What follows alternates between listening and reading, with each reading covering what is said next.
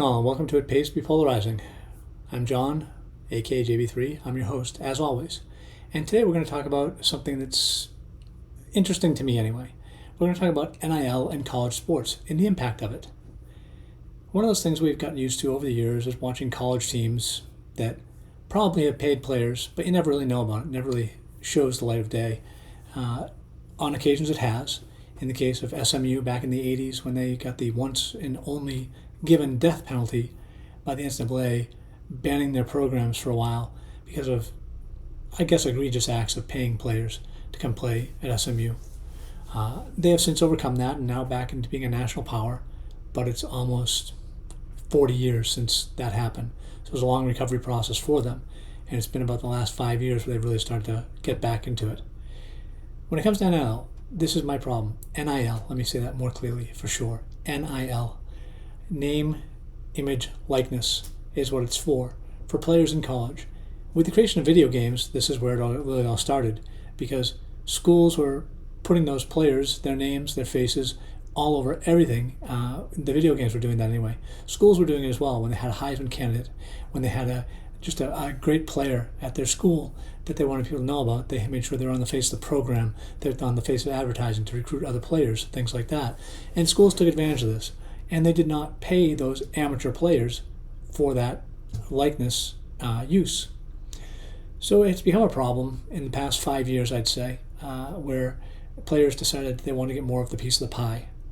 Now, a lot of them are already getting scholarships. I know you say, what's a scholarship? But they're getting a scholarship, they're getting room and board, so they're getting a lot. They're getting a lot from the school, but still it's not enough.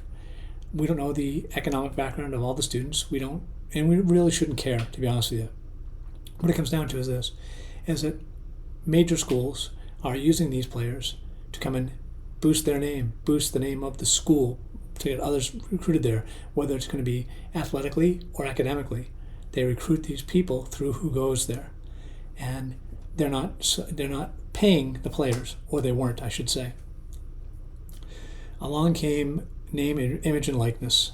One of those things where college students and athletes could now go to outside support and get paid for promoting a product or a website or something for a company.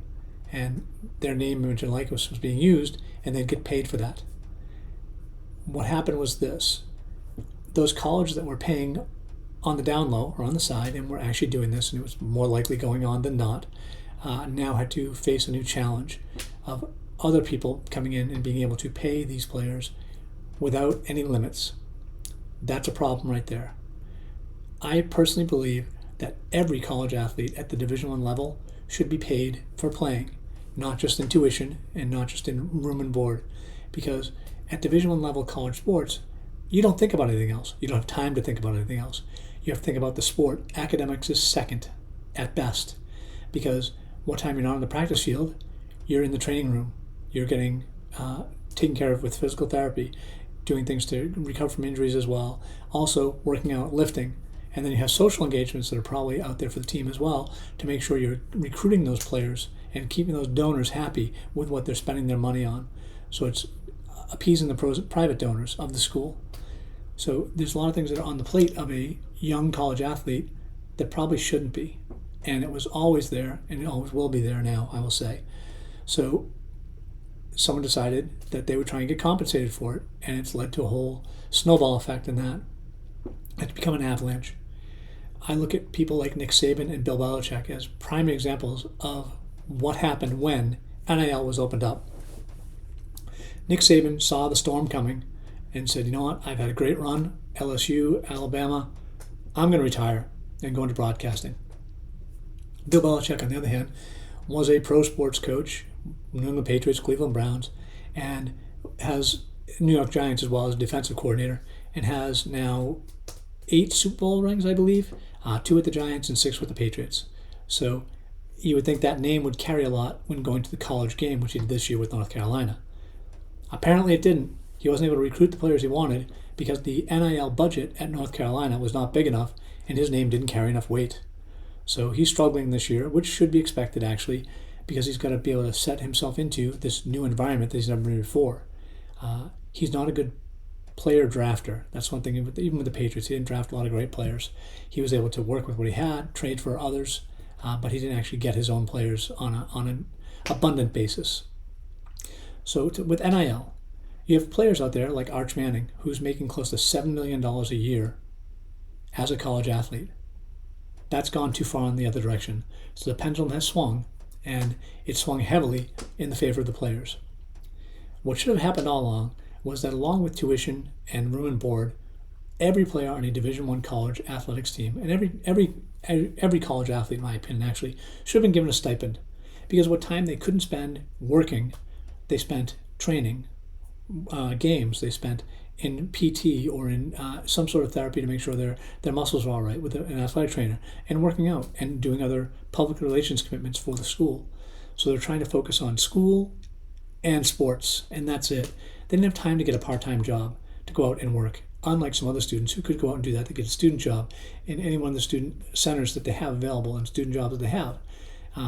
Athletes can't do that. They don't have the time for that. Not even a couple hours a day. If they're not in study group, in all the other things I mentioned, that doesn't give them barely any room to sleep.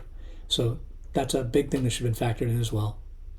So to me, college football and college sports in general, the NCAA, dropped the ball a long time ago when they had an opportunity to address this and make it so that every player get paid. Yes, it's stipend, just so they could go out and get a piece of pizza if they want to, or if they were old enough, get a beer. Go out and enjoy a night with their friends, which they don't have a lot of time for when they're focused on their sport. You look at the coaches out there that they tell you they're here to play football, they're here to play whatever sport it is, college basketball, college hockey, college baseball, gymnastics. Livy Dunn, prime example. She made, I believe, $2 million in her senior year. So these young kids are now being handed all this money, but still want to be treated as amateur athletes and treated as kids. It's not happening anymore because they're now getting paid to play a sport. So they're pro athlete. In essence, they really are. And they're being held accountable for when they're not showing up for games, as they should be, because they signed a contract with the school to be there for the 4 years, and some aren't holding true to that contract because they find a better contract with someone else. Other times you have the transfer portal, which has also cost a mess, and that's included in NIL deals. Whatever school has for a budget, if they spend too much on one person, but not enough for another, that player can automatically enter the transfer portal and go to another school if they're offered a bigger deal for money. So it's now become contract for hire, mercenaries almost, in the college sports. I look at Carson Beck as an example of this. Carson probably could have gone in the NFL draft this year, quarterback. Played for Georgia, got injured, decided to go to Miami this year and finish out his college career. He's getting paid $6 million for 1 year at Miami. So he's getting set up for life in college by being an athlete. Now, that's supposed to come afterwards if you're an athlete. You're supposed to get the contracts with pro sports if you make it. And if not, you go on to something else in your life. But even some of these players now, they're never going to make the NFL. They won't even smell the draft day. Or even undrafted free agents. They won't even get to that. But they have money in their pockets now that they'll have to try and figure out what to do with. Whether or not they have good financial advisors around them, that's another story. So NIL is that problem that's going to have to be reined in at some point because it's gotten so far out of control, like influencers did for a while.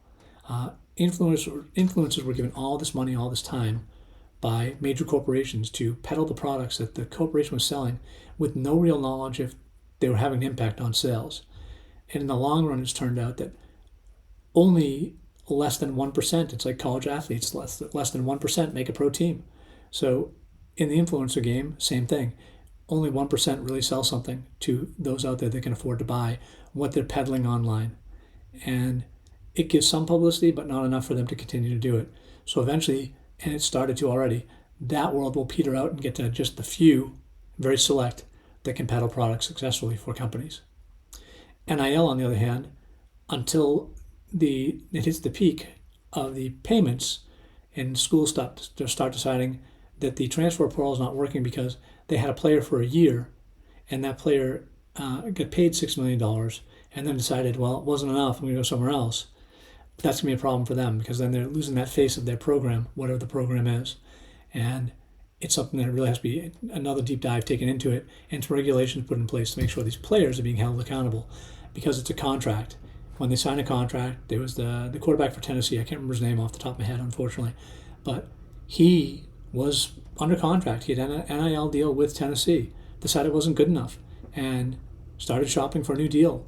Found a school at UCLA, decided to go there. He winds up losing money due to the taxes in California he's going to have to pay on every game he plays there and outside the state.